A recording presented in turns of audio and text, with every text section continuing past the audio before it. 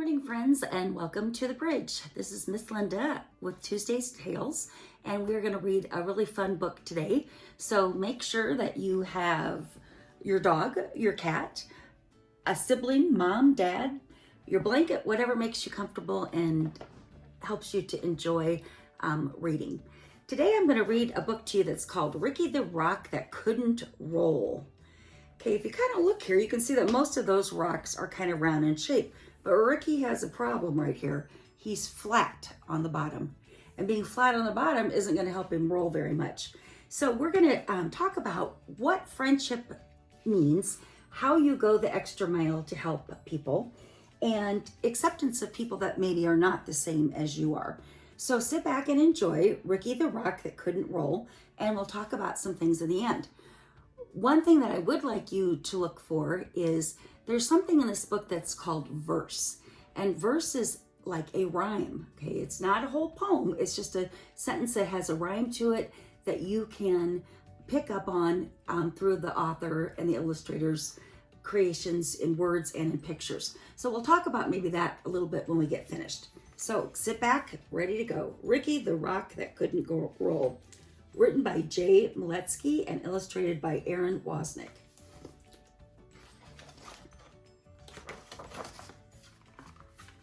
One other thing I wanted to tell you is when you look at these pages, there's a special little friend that is in every single page with Ricky. And kind of see if you can figure out who it is, and we'll see if you guessed right when we get to the end of the book. Over the lake and out past the bay was a green, grassy hill where the rocks came to play.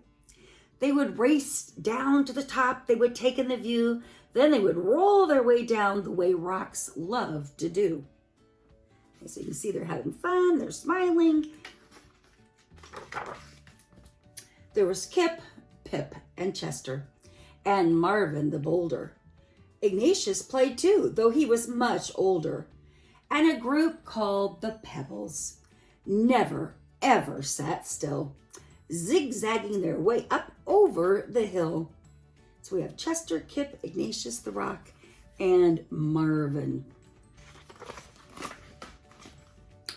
Kai was a meteorite and not from this planet.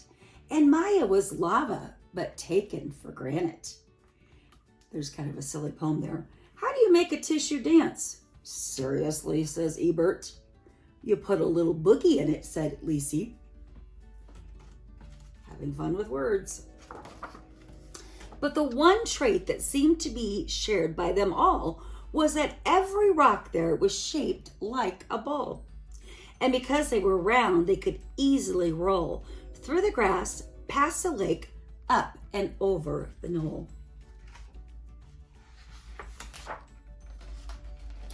Except for poor Ricky, who sat quietly. You see, Ricky couldn't roll because one side of him was flat. So see, they're all rolling because they're round, and Ricky is flat. Kind of creates a problem for him. What part of this, says Ebert, is supposed to be fun? He's kind of grumpy, isn't he?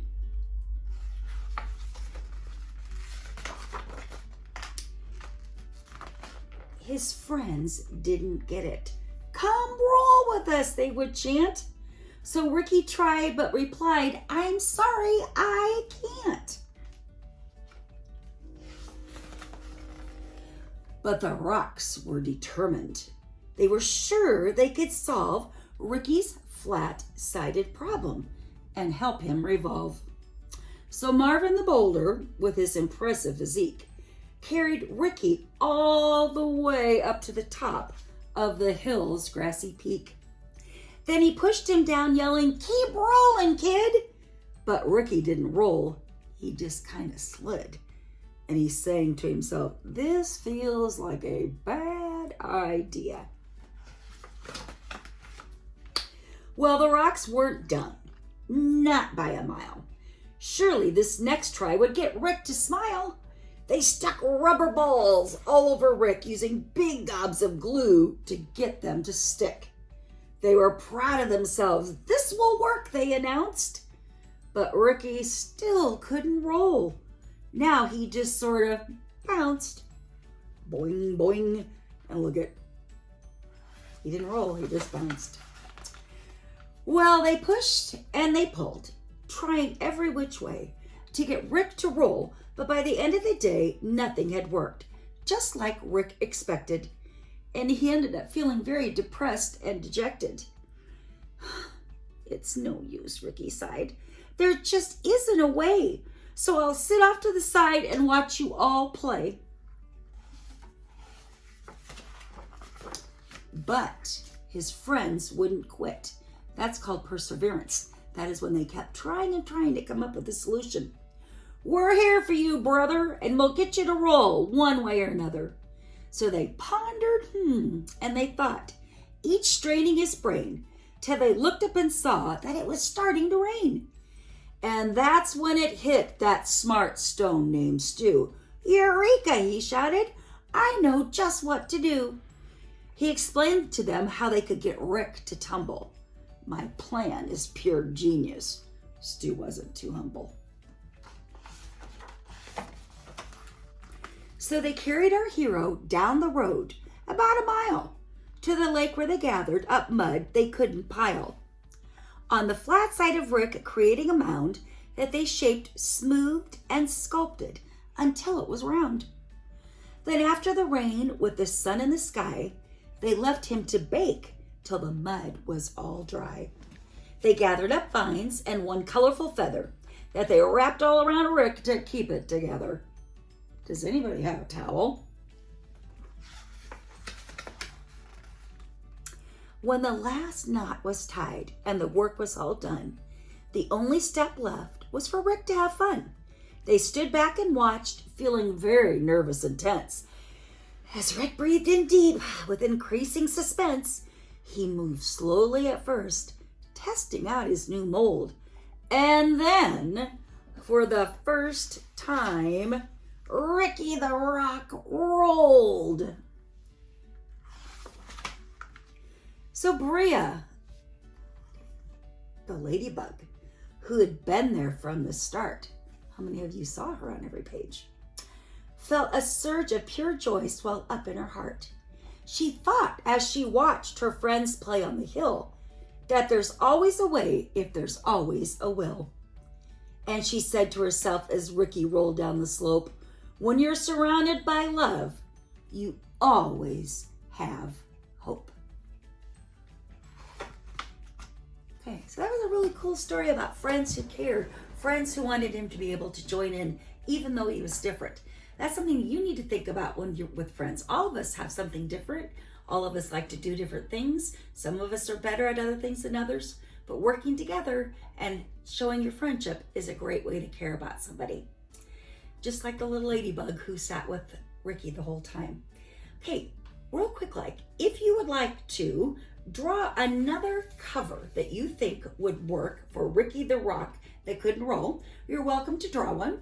You can send it to us at an email page that we'll give you in a second, and we'll try to post maybe as many as we can, or we'll hang them in our office for you to show. Or you might want to, this would be a little hard to do on email, but you might want to make a friendship rock, just like someone did for us here at the bridge and brought it in. Sometimes with a friendship rock, you can leave it outside someplace or on a bench, and then somebody comes by and picks it up, and it makes their day. So those are two things you might want to try. If you want to send your new cover, that means you're going to come up with something different. You can certainly send it to us. Okay, as for that word verse. Okay, verse, you guys, is a line or two in a poem. It's not the whole poem, it's just a line or two.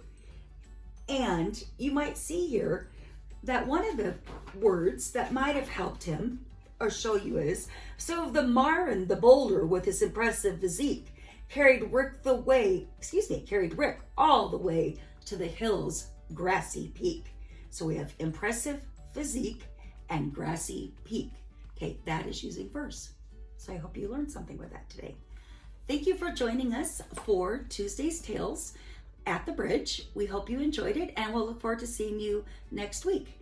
And we will show you a sign here in a minute that has our email address on it if you would like to send a new cover photo in. Okay, have a great week. Thank you.